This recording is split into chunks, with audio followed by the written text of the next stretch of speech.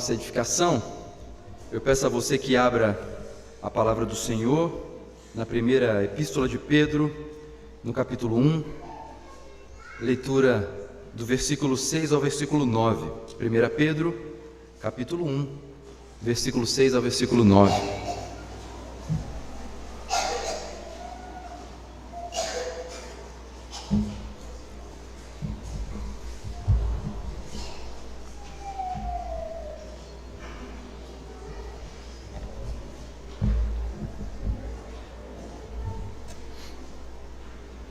Na verdade, nós vamos ler a partir do versículo 3, do 3 até o 9, mas hoje o sermão vai ser só do 6 ao 9. Então diz assim a palavra do Senhor: Bendito o Deus e Pai de nosso Senhor Jesus Cristo, que segundo a sua muita misericórdia nos regenerou para uma viva esperança, mediante a ressurreição de Jesus Cristo dentre os mortos, para uma herança incorruptível, sem mácula, imarcessível, reservada nos céus para vós outros, que sois guardados pelo poder de Deus mediante a fé, para a salvação preparada para revelar-se no último tempo. Nisso exultais, embora no presente, por breve tempo, se necessário, sejais contristados por várias provações, para que, uma vez confirmado o valor da vossa fé, muito mais preciosa do que o ouro perecível, mesmo apurado por fogo, redunde em louvor, glória e honra na revelação de Jesus Cristo, a quem não havendo visto, amais, no qual não vendo agora, mas crendo, exultais com alegria indizível e cheia de glória, obtendo o fim da vossa fé, a salvação da vossa alma. Até aí a leitura da palavra de Deus. Vamos orar mais uma vez? Deus Todo-Poderoso, muito obrigado por ter trazido cada irmão aqui nesta noite para cultuar ao Senhor. Te louvamos, ó Deus, porque no primeiro dia da semana nós começamos declarando que o Senhor é o nosso único e verdadeiro Deus, e nós somos teu povo, rebanho do pastoreio de Jesus Cristo, nosso Salvador. Pedimos agora, Deus, que nenhuma das pessoas que entraram aqui venha sair da mesma maneira que entrou, mas que possam ser impactados pela Tua Palavra, pelo Teu Santo Espírito que está no nosso meio. Ó Deus, que o Senhor seja servido em nos abençoar, em nos dar clareza de entendimento, em iluminar a nossa mente para que a gente consiga aprender e aplicar aquilo que estaremos ouvindo na pregação de hoje. Ser conosco, Pai. Leve o nosso coração cativo diante do Teu trono de graça e nos faça cada vez mais parecidos com Cristo Jesus, o nosso Salvador. É no nome dele que nós oramos. Amém. Há alguns momentos na vida que nós parecemos que fomos soterrados. Uma ligação inesperada com uma notícia ruim, um diagnóstico assustador, uma notícia que muda toda a nossa semana, uma conta que vence antes do Pix chegar, uma dor que aparece sem aviso, um relacionamento que racha por dentro. Às vezes a vida parece aquele período de chuva longo, que a gente olha pela janela e está vendo já a rua alagada, e a gente fala assim: Senhor, mas será que não vai parar? Será que não vai diminuir essa chuva? E quando nós estamos assim, inquietos, cansados, inseguros, as pessoas costumam dar respostas rápidas demais, não é mesmo? Quem está perto da gente, as pessoas falam assim: tenha fé, vai dar tudo certo, pensa positivo. Mas no fundo nós sabemos bem que essas frases não ajudam em nada a alinhar o nosso coração. A alma precisa de algo mais profundo do que simplesmente um otimismo barato. Ela precisa de algo sólido. A alma nesses momentos precisa de alguma coisa poderosa que tire os nossos pés do tremedal de lama e coloque sobre uma rocha firme e segura. E é exatamente aí que a carta de Pedro toca em nós. Ela escreve para cristãos espalhados, cristãos que estão enfrentando zombarias, pressões políticas e sociais, gente vivendo longe de casa, longe do conforto, sentindo na pele o peso de tentar ser fiel num mundo que parecia caminhar na direção contrária. E ainda assim Pedro abre essa carta dizendo algo surpreendente: Há alegria mesmo quando as provações são reais. Isso que Pedro está nos ensinando aqui neste texto. Pedro não é um poeta ingênuo. Logo no início da carta, ele nos mostra isso. Ele também não é um pregador desconectado da realidade. Ele é um apóstolo, ele é um pastor que entendeu na própria carne que Cristo Jesus nunca abandona aqueles que lhe pertencem, mesmo quando estão passando pelo fogo da provação.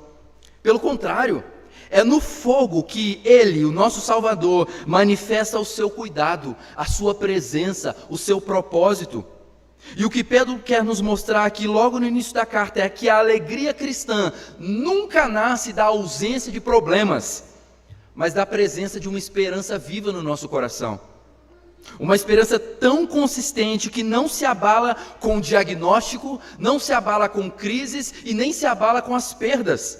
Uma alegria que não foge do sofrimento, mas que atravessa o sofrimento sustentado por Cristo, Cristo ressuscitado.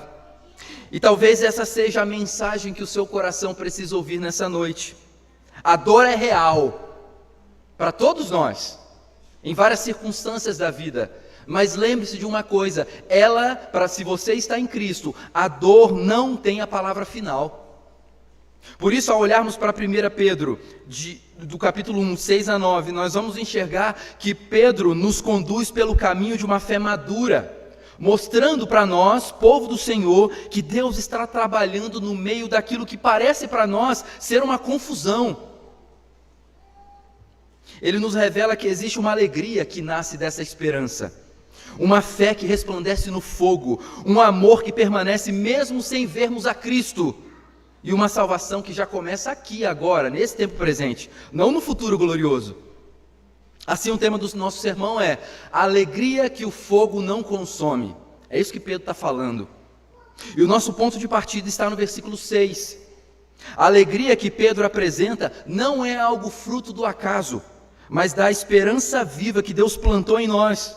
Por isso, o primeiro passo para a gente compreender essa alegria que o fogo não consome é olharmos para o versículo 6 e percebermos que a alegria cristã, ela nasce da esperança. Então Pedro diz: nisso exultais, embora no presente, por breve tempo, se necessário, sejais contristados por várias provações. Pedro começa aqui no versículo 6, lembra, do versículo 3 até o versículo 12 é um hino de louvor. Nós dividimos isso em 3 partes, porque senão não seria possível, vocês enjoariam do pastor pregando por tanto tempo. Então nós dividimos esse louvor em 3 partes. Nós estamos olhando para a segunda parte. Nós já vimos a primeira parte, de 3 a 5, no domingo passado, e agora nós estamos olhando para essa segunda parte do louvor. E Pedro começa de uma maneira surpreendente. Olha como ele começa, ele fala assim: nisso exultais. E a primeira pergunta que a gente deve fazer para esse texto, no versículo 6, é perguntar: a palavra nisso, ao que ela se refere? Nisso o quê? Nisso que está para trás ou nisso que está para frente? O entendimento dessa referência, dessa palavra, vai nos ajudar a compreender que essa alegria persistente, essa alegria que parece uma chama teimosa em dias nublados, ela não é uma alegria baseada no humor, nas circunstâncias ou na ausência de luta. É uma alegria alicerçada no nisso que Pedro está falando. E esse nisso aponta diretamente para o versículo de 3 a 5, os versículos de 3 a 5. Esse nisso está falando daquilo que Pedro começou no versículo 3. A regeneração, a esperança viva, a herança já garantida por Deus em Cristo Jesus. Então essa é a hora de você circular o nisso, fazer uma setinha e fazer uma lateral de 3 a 5, para você nunca mais esquecer disso. Que aquele nisso ali se refere ao que Pedro falou no início. Em outras palavras, a alegria nasce daquilo que Deus faz, e não daquilo que o momento impõe. E essa alegria no cristão, ela acontece no cristão, mas ela não é plenamente causada pelo cristão. Essa alegria não é algo que o cristão promove por si só. Pedro não está dizendo: façam força para se alegrar, mas ele está dizendo: vocês são levados à alegria. A alegria cristã não nasce de um esforço psicológico, mas da ação de Deus. Lembra? Nós estudamos aqui por várias quartas-feiras os frutos do Espírito. A alegria é um fruto do Espírito. Ela vem do Espírito. Então, se ela vem do Espírito, essa alegria que Pedro está falando não é fruto de uma determinação humana. Olha, está terminando o ano de 2025 vai começar, e uma coisa que eu quero ser nesse ano de 2025 é alegre. Ainda que circunstâncias possam nos alegrar, mas essa alegria que Pedro está falando aqui é algo que vem externo ao homem, é algo que vem do próprio Espírito. Então percebam, o cristão não se auto-alegra, ele é alegrado. Ou seja, o cristão não segura a sua alegria pela própria força, mas ele é sustentado pelo próprio Deus nesse processo. Dessa forma, a alegria, ela é uma resposta, ela não é iniciativa. Uma resposta à esperança viva em Jesus Cristo, e não produto de um momento. Vocês devem exultar, meus irmãos, porque vocês foram regenerados. É o que Pedro fala no versículo 3. Vocês devem exultar porque vocês possuem uma herança assegurada. É o que Pedro fala no versículo 4. E vocês devem exultar porque vocês são guardados pela fé. É o que Pedro fala no versículo 5. Por isso, Pedro não exige daqueles que estavam sendo perseguidos, forasteiros na Ásia, e nem de nós hoje, como palavra do Senhor inspirada por Deus, não é exigido da parte do apóstolo Pedro uma felicidade artificial. Mas descreve aqui, com as palavras de Pedro, uma obra sobrenatural. Porque só Deus pode gerar alegria em um coração que foi ferido pelas provações, pelas circunstâncias da vida. Meus irmãos, é importante notarmos que o apóstolo Pedro não está aqui de maneira nenhuma espiritualizando a dor. Ele usa o verbo contristados, que também significa afligido, entristecido, e é um termo forte, um termo que é usado no Novo Testamento para expressar uma tristeza profunda, como a de Jesus no Getsemane. Ou seja, Pedro reconhece que as aflições ferem, e elas fazem o nosso coração por vezes gritar de dor. Mas repare, Pedro coloca a dor entre dois limites. Olha o versículo. Ele diz: nisso exultais, embora no presente, por breve tempo e se necessário. A dor está entre esses dois momentos, por breve tempo e se necessário. Então você precisa perceber que a dor, ela não é para sempre, e ela também cumpre um propósito. A provação, ela nunca é eterna e nunca é acidental. Ela é breve e ela é dirigida. Ela não acontece sem propósito. Ela não acontece sem a vigilância do Pai Celestial. E aqui está a chave. A esperança não elimina a dor, mas ela redefine a proporção da dor que nós sentimos. Pedro não diz assim: vocês não vão sofrer, fiquem tranquilos. Vocês são forasteiros aí na Capadócia, na Ásia, na Bitínia, mas vocês não vão sofrer. Isso seria uma mentira descomunal, porque quem estava ali, para quem Pedro está escrevendo, já estava sofrendo, de inúmeras maneiras. Mas Pedro, na verdade, está dizendo: vocês podem se alegrar, apesar de sofrer, porque a alegria de vocês está ancorada em algo muito maior do que este momento de sofrimento em que vocês estão vivendo. Pedro está falando aqui, meus irmãos, de Jesus Cristo. A nossa união com Cristo faz com que a gente passe alegres, mesmo em momentos de sofrimento. Não confunda a alegria com um sorriso no rosto.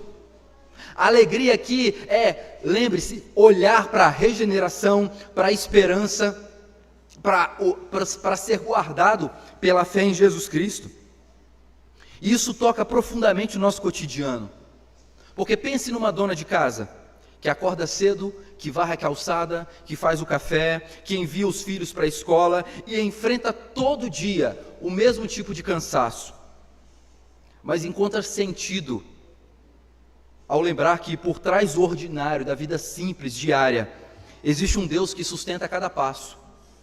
Ou pense no trabalhador que pega um ônibus lotado, ou vai de bicicleta ou a pé para o serviço, enfrenta a pressão no emprego, mas respira fundo ao lembrar que a sua vida não está solta ao acaso, mas firme na mão do Senhor.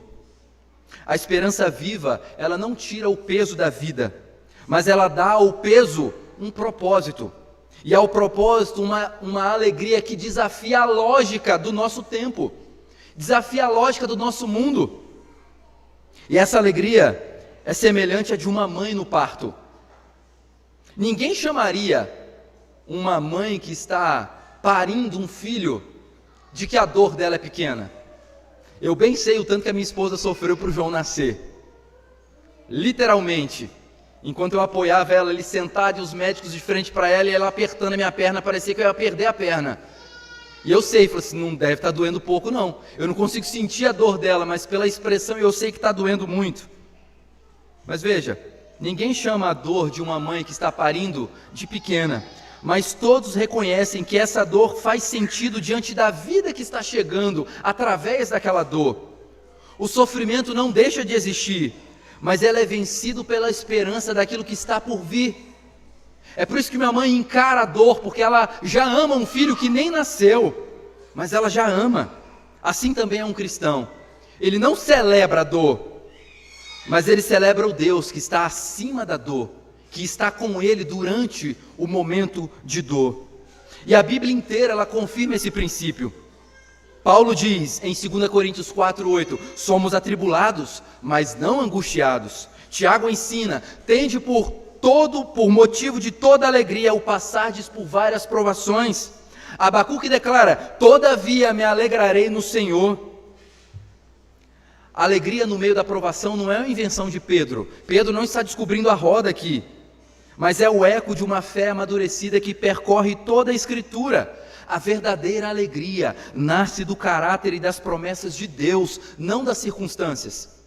Porque vai haver momentos na sua vida, meu irmão, que você vai olhar para a circunstância e não vai conseguir enxergar nada que te faça ser alegre. Essa alegria que Deus está propondo aqui não é uma emoção barata, é um fruto do Espírito, é algo espiritual, é algo transcendental. E é por isso que Pedro pode dizer que os crentes exultam mesmo agora.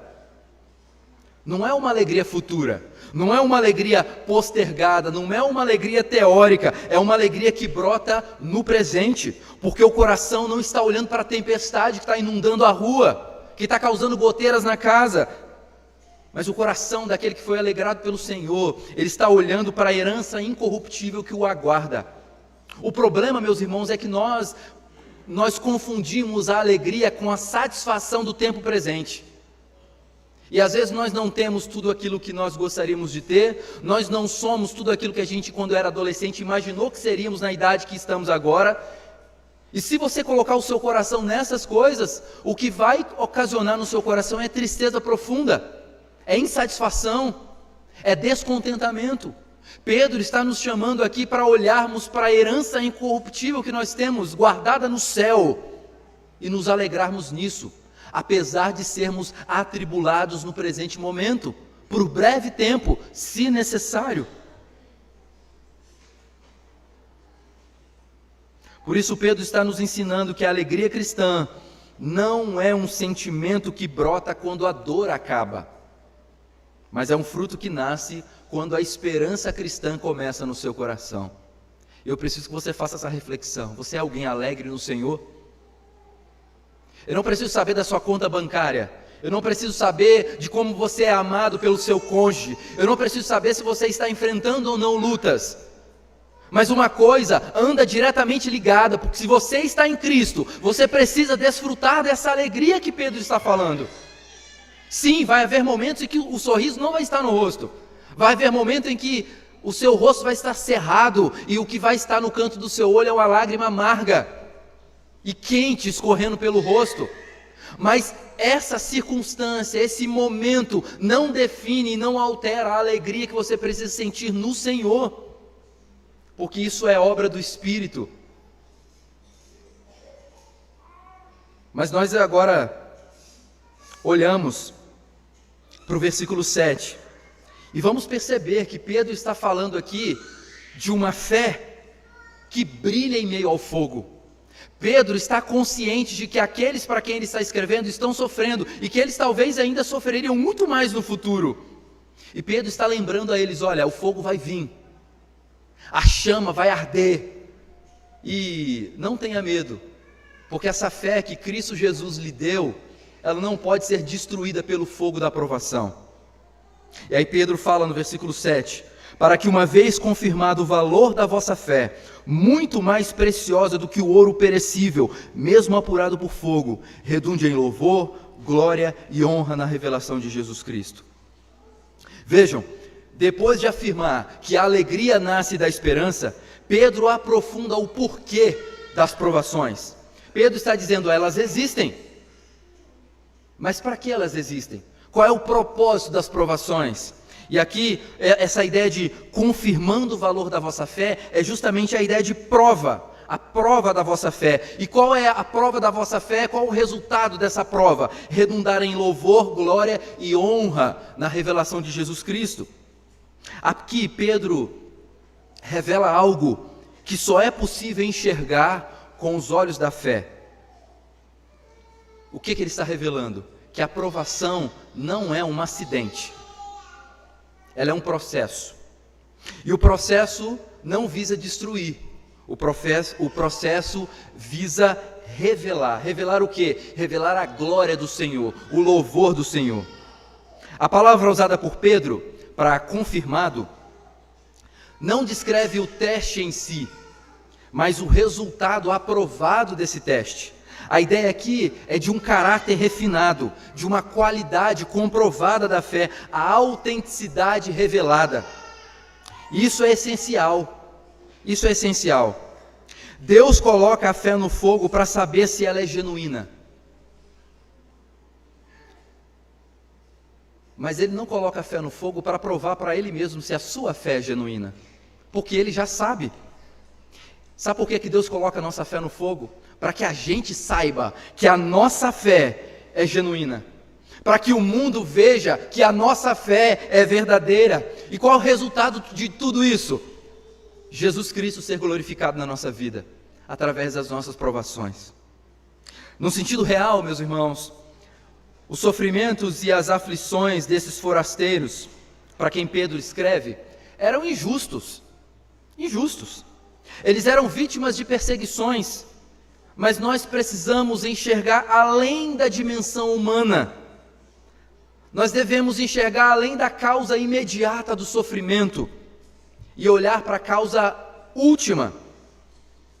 Quem foi que impôs essas provações sobre esses forasteiros? Foi o próprio Deus. O próprio Deus que impôs essas provações sobre aquelas pessoas da época, e é o próprio Deus que impõe provações sobre nós hoje. E Deus usa as aflições causadas pela hostilidade humana para o bem-estar último dos seus filhos. O que vemos aqui, meus irmãos, nessa passagem é a doutrina da providência de Deus.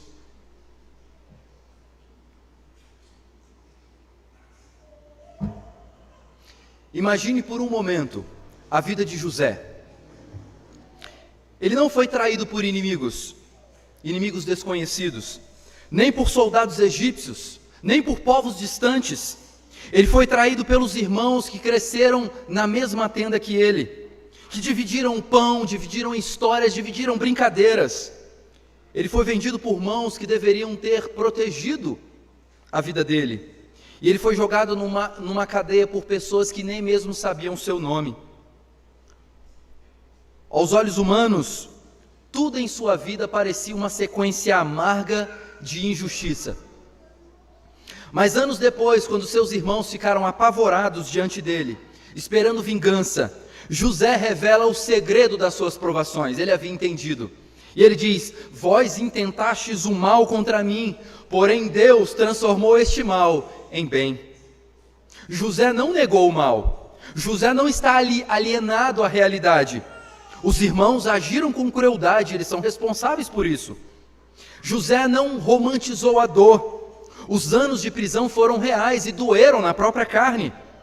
José não construiu aqui uma teologia que isentasse pecadores. Os pecadores eram responsáveis. Mas José enxergou o mal além das circunstâncias. Ele percebeu que existe uma mão invisível conduzindo a vida daqueles que pertencem a Deus. A providência soberana que transforma o que fere em algo que amadurece. o que parece destruir em algo que edifica, o que parece perda em algo que salva. Quando Paulo diz, lá em Romanos 8:28, todas as coisas cooperam para o bem, ele não está oferecendo um slogan confortador para uma funerária. Ele está afirmando uma realidade que José viveu e que todo crente pode viver. Deus não permite dor sem propósito, nem sofrimento sem direção. A mão humana pode nos empurrar para o fundo do poço, mas é a mão de Deus que nos conduz até lá. E é também a mão de Deus que nos levanta de lá. As pessoas podem nos ferir por maldade, por inveja, por descuido, mas Deus usa até o golpe alheio para moldar o nosso caráter, para fortalecer a nossa fé e para abrir portas no nosso coração que jamais imaginaríamos. É como se José dissesse aos seus irmãos: vocês me empurraram para o Egito, mas foi Deus quem me trouxe. Vocês pensaram em me destruir, mas Deus estava me preparando. Vocês me afastaram de casa, mas Deus estava me conduzindo para um lugar onde eu salvaria vocês mesmos. Talvez hoje você esteja em um Egito que você não escolheu. Uma enfermidade, uma injustiça, uma perda, uma traição. Talvez alguém de fato tenha intentado mal contra você, e a dor é real. Mas a história de José nos lembra, a maldade humana nunca tem a palavra final. Deus é quem tem. E Ele, com a sua providência sábia, transforma caminhos tortos em pontes, lágrimas em sementes e feridas em testemunho de vida. Quando o mal nos empurra, Deus é quem nos conduz. E quando Ele conduz, nenhuma injustiça consegue impedir o bem que Ele decidiu fazer em Cristo Jesus, o nosso Salvador. Mas ainda na sequência do versículo 7, Pedro faz então uma comparação poderosa. Ele fala assim: muito mais preciosa do que o ouro perecível, mesmo apurado pelo fogo. No mundo antigo, o ouro sempre foi desde o mundo antigo, o ouro sempre foi uma substância valiosa. E a sua pureza, ela era aferida e desenvolvida no processo do derretimento, passando pelo cadim, um objeto onde o ouro é colocado e as impurezas do ouro são retiradas, as escórias do ouro são retiradas. Os ourives colocavam o metal no fogo até conseguir a sua própria imagem refletida sobre a superfície daquela substância. E só então aí o ouro era considerado puro. Pedro está dizendo que Deus faz o mesmo com o nosso coração. Ele aquece a nossa vida. Ele limpa as impurezas, Ele retira as escórias da nossa vida, Ele remove aquilo que não é fé verdadeira, até que a imagem de Cristo possa ser refletida na nossa vida. O fogo, meus irmãos, não é punição, é purificação. O fogo não é abandono, é cuidado. O fogo não é ameaça, na verdade é refinamento da nossa fé e do nosso testemunho. Isso explica porque as lutas da vida nem sempre diminuem quando nós queremos. Deus não está apenas tirando você do fogo, Ele está trabalhando em você dentro do fogo. Em Gênesis 22, Abraão deve ter feito uma das caminhadas mais difíceis que ele fez. Ele precisou subir com o seu jovem filho ao Monte Moriá, crendo que Deus iria prover outra coisa, que ele não precisasse matar o filho dele, mas se necessário ele iria fazê-lo, como a história nos mostra. Mas Abraão sai dali com uma fé ainda mais profunda no Senhor. O Salmo 66, que nós lemos hoje aqui na liturgia, declara: Tu nos provaste, ó Deus, como se prova a prata, assim nos purificaste. Versículo 10. Tiago, no capítulo 1, de 2 a 4, nos mostra que a provação promove perseverança. Romanos 5, de 3 a 5, nos mostra que a tribulação produz esperança, e a esperança não decepciona.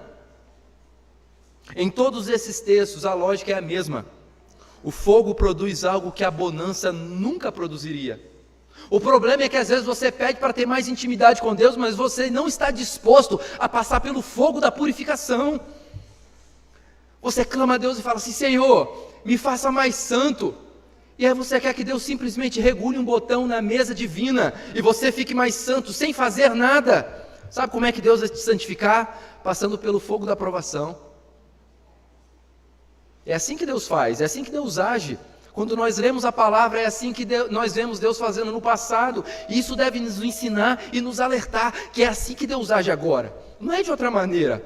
É o mesmo Deus, o Deus de Abraão, é o nosso Deus. Deus não pede para que ninguém mais leve o seu filho a um lugar para sacrificar, mas Deus pede que você entregue a sua vida a Ele.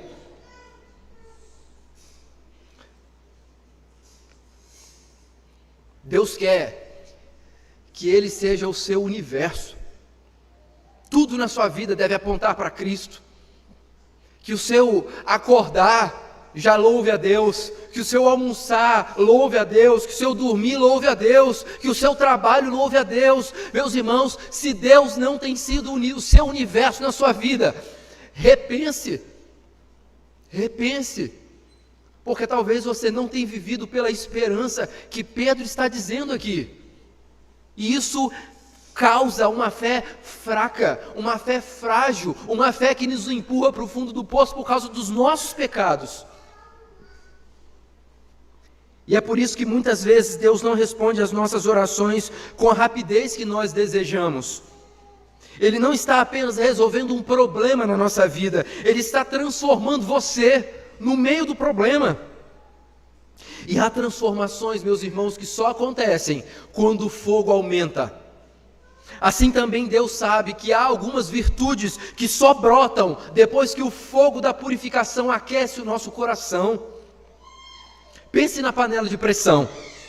Talvez você fez aquela carne assada hoje. Pense na panela de pressão. O calor sobe, o vapor se acumula e quem está perto fica morrendo de medo da panela explodir, de acontecer alguma coisa. O som da panela de pressão nos lembra de um barulho ameaçador. Uma catástrofe pode acontecer a qualquer momento. Mas o que realmente está acontecendo ali dentro da panela?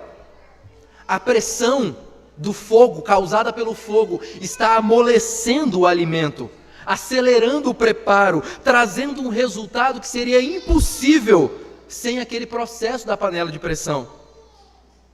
Assim são as provações da nossa vida. Elas fazem barulho, elas assustam, elas incomodam, mas elas estão preparando algo que só o fogo pode produzir. Assim Pedro nos lembra: a fé que nunca enfrenta o fogo pode ser confortável, mas ela não é comprovada.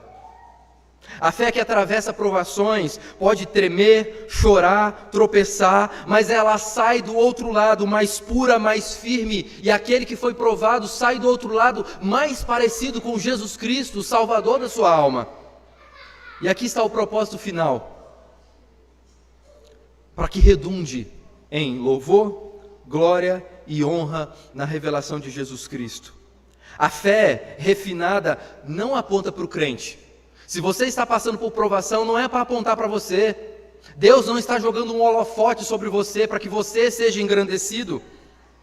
Mas Deus está trabalhando na sua vida, na sua santificação, dando a você graça santificadora, para que quando você passe por esta provação, Cristo seja louvado, Cristo seja glorificado. Quando o fogo termina, a glória não é nossa, é dele.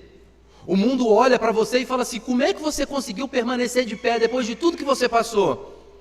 E a sua resposta tem que ser: ô meu amigo, não foi eu que me mantive de pé, foi Cristo que me sustentou. Porque se eu dependesse de mim, as minhas pernas fraquejariam. O Senhor é aquele que nos sustenta, é aquele que nos sustenta. Assim Pedro nos mostra que a fé brilha no fogo, não porque o fogo é fraquinho e a fé está brilhando por causa disso, mas porque o nosso Salvador, Jesus Cristo, é forte e Ele nos segura. Isso nos leva ao nosso terceiro e último ponto. Versículo 8 e 9 nos mostra que o amor que crê e a fé que salva caminham juntos.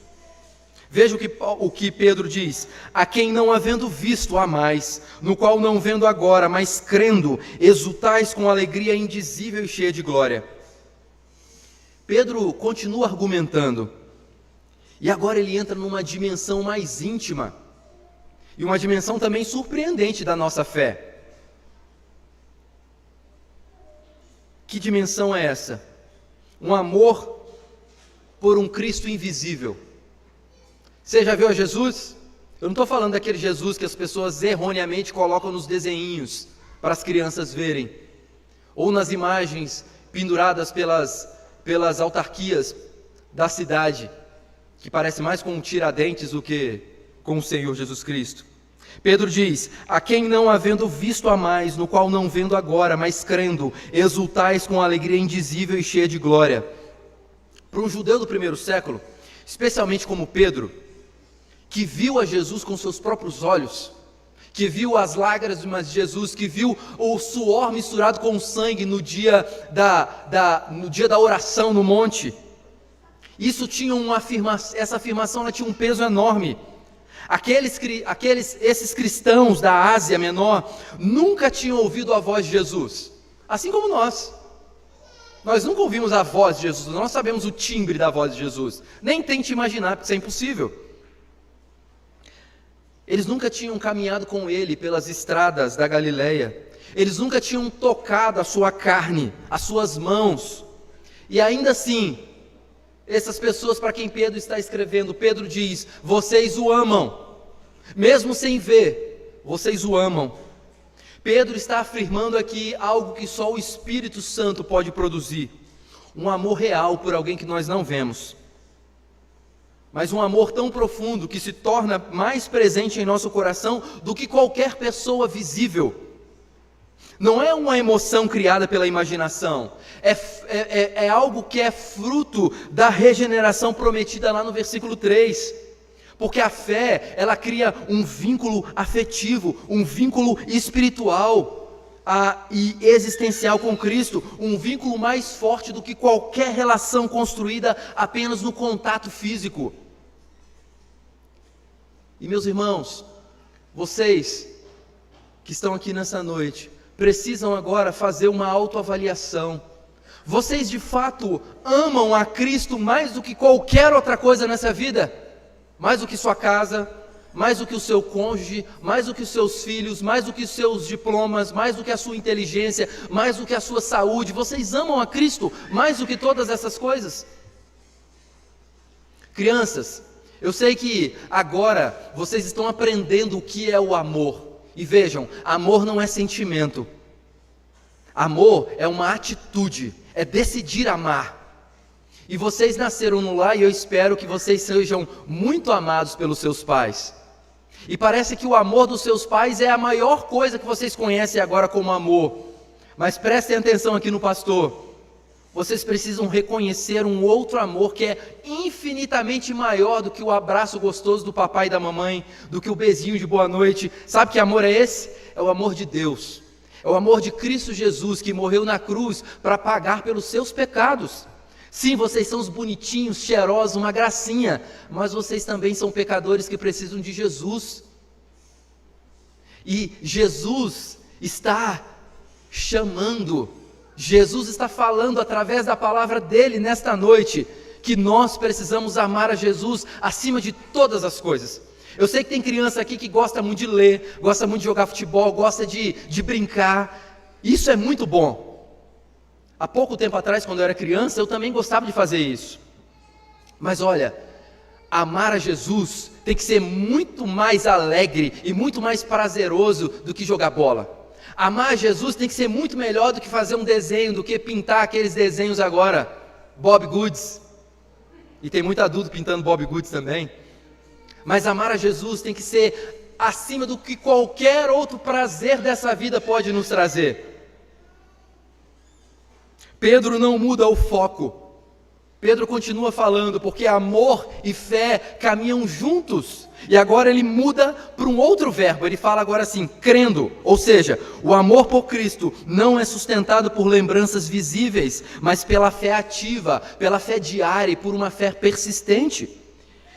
E aqui está a beleza teológica do texto. A fé sustenta o amor. E o amor aprofunda a fé. A fé sustenta o amor e o amor aprofunda a fé. O crente ama porque crê e crê porque ama. É um círculo não vicioso, mas um círculo virtuoso, que o sofrimento não quebra, mas que na verdade fortalece. E é por isso que Pedro descreve a reação dos crentes como uma alegria indizível e cheia de glória. É como quem ao ouvir a voz de uma pessoa amada pelo telefone, quem aqui na época do namoro, ouvia, nossa, o telefone tocava, e aí ficava horas e horas, a mãe, menina, desliga esse telefone, a conta vai vir alta. Ô menino, para de falar no telefone. Quantas vezes nós, na época que namorávamos, os que aqui já são casados, dormíamos ouvindo a outra pessoa falar, e aí ficava aquilo lá, desliga você primeiro. Ah não, você.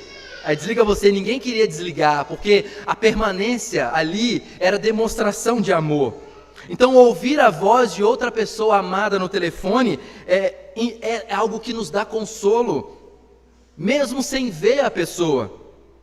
Ou como uma mãe que ama o filho no seu ventre, mesmo ainda sem tê-lo visto, mas já o ama com uma profundidade inexplicável. Assim é o amor do crente por Cristo. É algo invisível aos olhos, mas é algo inevitável ao coração. Você sente esse amor. E você, sente esse amor? Você tem esse amor por Jesus Cristo no seu coração?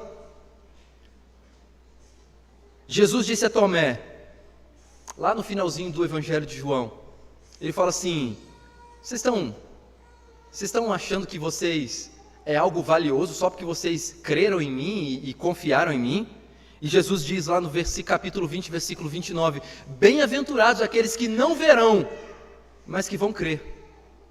Esses somos nós, aqueles que não vimos a Cristo ressurreto, não vimos nenhum milagre de Cristo, mas cremos no testemunho da palavra, cremos na palavra.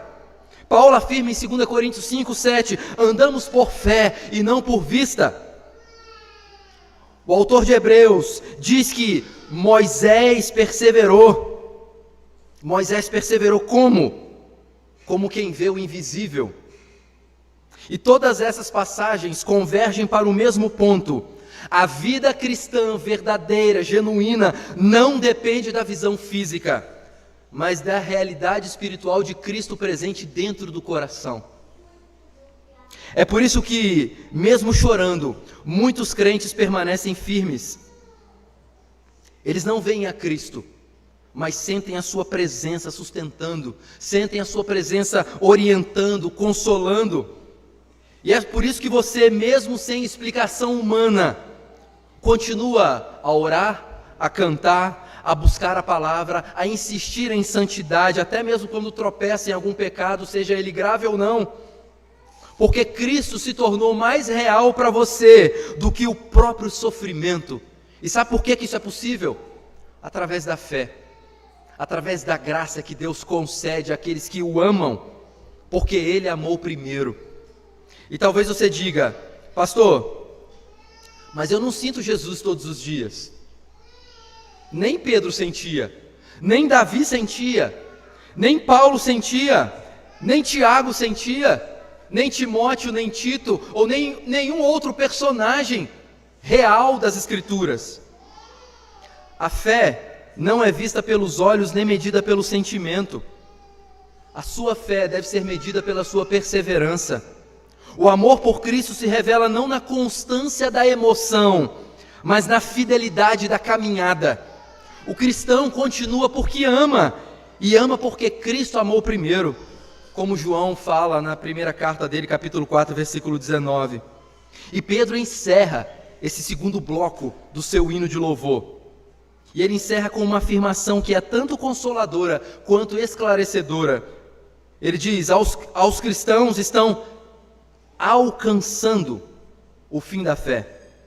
O verbo aqui, ele está num tempo verbal que indica uma ação contínua, é um particípio, e ele indica uma ação que está em andamento, e não algo apenas que vai ser alcançado no futuro. Não é alguém que corre para chegar até o final, na linha de chegada, não é isso que Pedro está falando. Ou seja, a salvação não é apenas algo que o crente espera, mas é algo que ele já experimenta aqui e agora. E você precisa desfrutar disso. Sim, você ainda não está plenamente salvo, porque você está na jornada, mas Cristo já te salvou, e isso precisa ter um impacto real na sua vida agora. Isso deve ter um impacto real na sua vida agora. Se Cristo verdadeiramente se salvou, sabe como que nós podemos ver isso em nós mesmos? Na perseverança que nós temos amando a Ele, na perseverança que nós temos na vida de santificação. E Pedro chama aqui de o fim da fé. O que é isso? O que Pedro chama de o fim da fé? A palavra fim não significa o término, no sentido de cessar, mas de propósito, de objetivo, de finalidade. E a fé existe para quê? Para conduzir o crente à plenitude da salvação. E a salvação em Pedro, ela tem 3 dimensões fundamentais. A salvação já recebida, versículo 3 ele fala, nós fomos regenerados. Ela tem também uma outra parte, a salvação já experimentada, nós somos guardados por Deus, é o que ele fala no versículo 5. E também a salvação que ainda será consumada, que é aquela que vai ser revelada no último dia, versículo 7.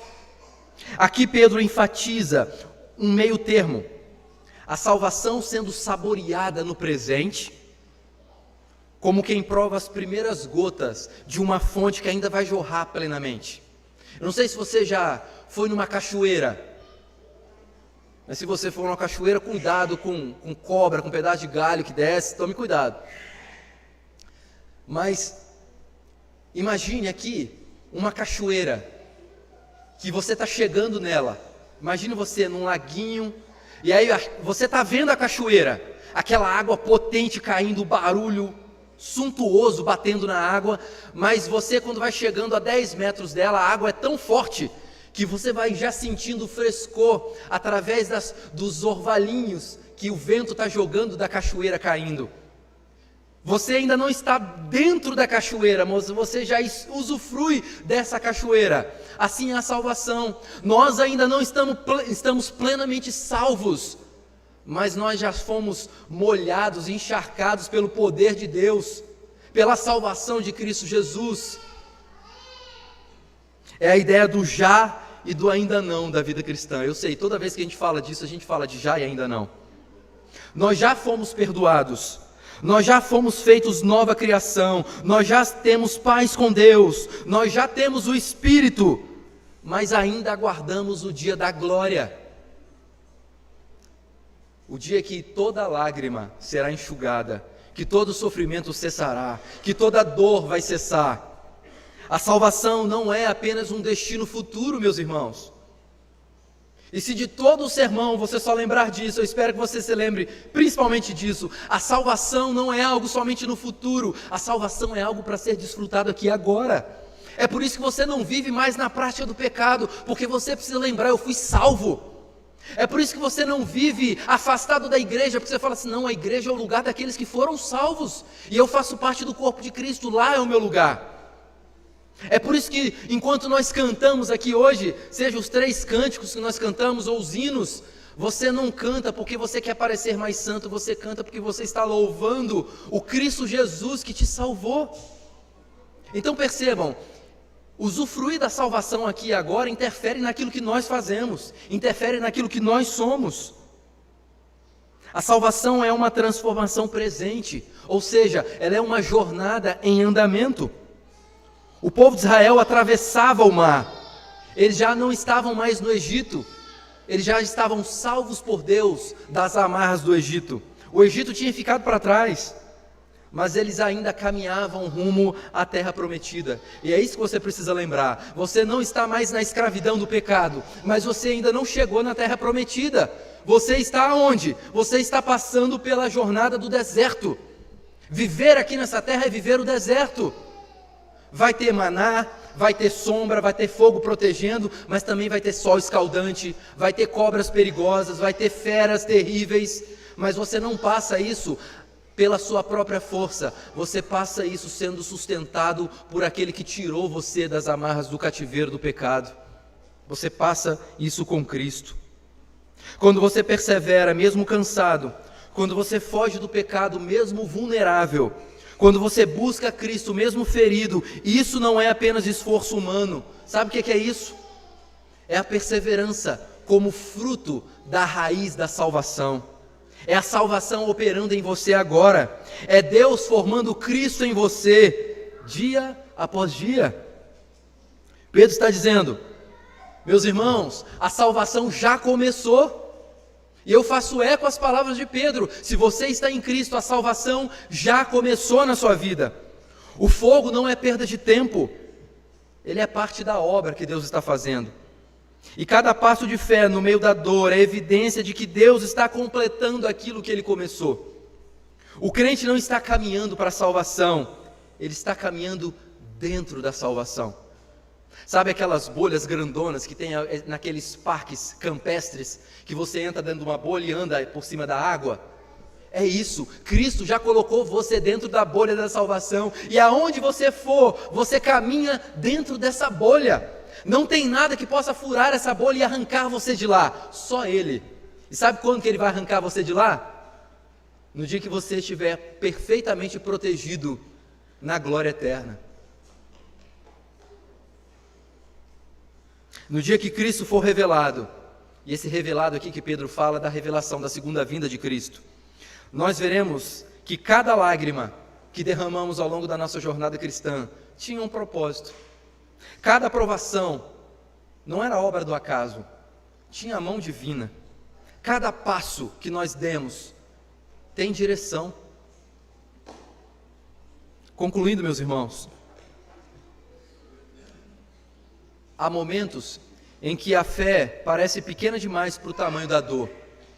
E o coração se pergunta em silêncio: será que eu vou conseguir atravessar isso? Será que eu vou conseguir passar por isso? Pedro nos lembra que a resposta não está na força da nossa mão, mas na firmeza da mão que nos sustenta, na mão que nos segura.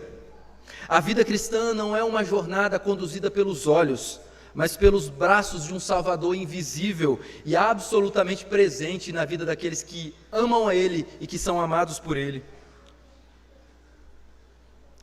Quando o sofrimento aperta, Cristo não nos observa à distância, Ele caminha conosco. No meio das provações, Ele está purificando, amadurecendo e conduzindo. No silêncio das noites pesadas e sombrias da nossa alma, Ele está trabalhando. Na confusão dos dias incertos, Cristo está te guiando. Na fragilidade que sentimos, Ele está operando salvação, não apenas no futuro, mas agora. Por isso, ainda que você não veja, confie nele. Ainda que a sua história tenha caminhos que você não entende, descanse nele. Ainda que a dor insista em ficar, permaneça nele. Porque o Cristo que hoje você não vê, é o Cristo que amanhã você poderá ver face a face. E quando esse dia chegar, tudo o que hoje parece pesado será revelado como a obra perfeita daquele que prometeu completar o que ele começou. Então caminhe, mesmo cansado, caminhe. Mesmo chorando, caminhe. Mesmo sem ver, caminhe. Pois aquele que te trouxe até aqui não vai te deixar no meio do caminho. Ele te toma pela mão, Ele te envolve com graça e te conduz passo a passo até o dia em que a sua fé será vista, a sua esperança será plena e o seu amor será completo na presença daquele que te salvou. Até lá, confie no Cristo Jesus invisível, que cuida de cada detalhe da sua vida, porque nenhum fio da sua história está fora das mãos do seu Redentor. Que Deus nos abençoe.